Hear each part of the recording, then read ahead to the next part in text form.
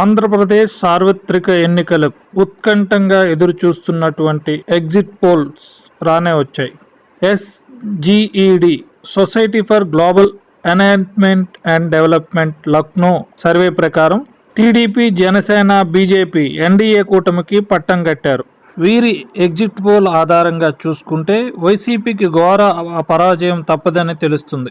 ఏకంగా 175 నియోజకవర్గాలకు గాను ఎన్డీఏ కూటమికి 139, వైసీపీకి 36 మాత్రమే దక్కుతాయని చెప్పేసి ఈ సర్వే తెలియజేస్తుంది.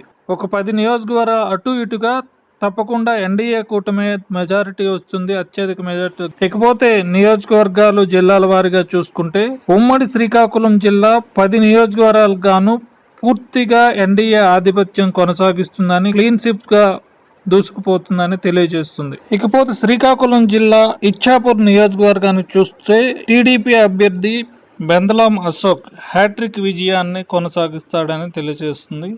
ఏకంగా 32,783 ఓట్ల మెజార్టీతో గెలిచే పరిస్థితి ఉందని తెలియజేస్తుంది.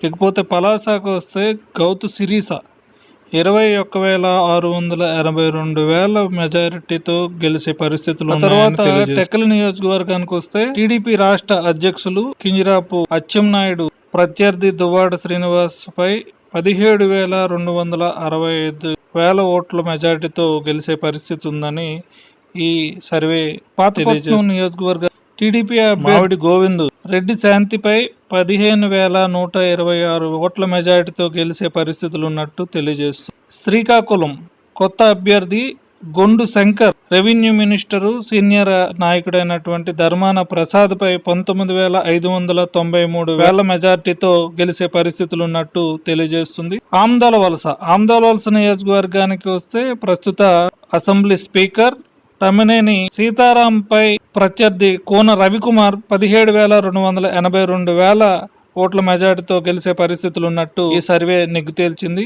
హెచ్చర్ల నియోజకవర్గానికి వస్తే కూటమిలో భాగంగా బీజేపీ అభ్యర్థి ఈశ్వర్ 16,000 ఓట్ల మెజార్టీతో గెలిచే పరిస్థితులు ఇక్కడ కనిపిస్తున్నాయి.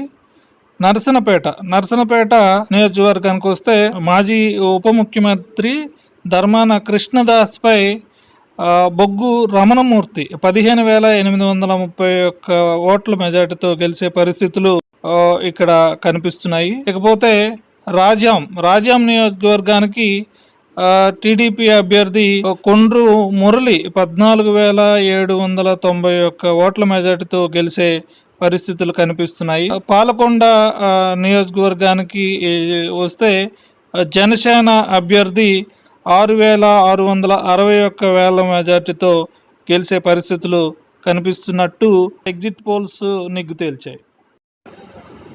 ఏకంగా 40 సంస్థలు నిర్వహించిన ఎగ్జిట్ పోల్స్ గాను 35 సంస్థలు ఎన్డీఏ ప్రభుత్వానికి, అలానే 5 సంస్థలు వైసీపీ ప్రభుత్వానికి మెజార్టీ వస్తుందని తెలియజేశాయి.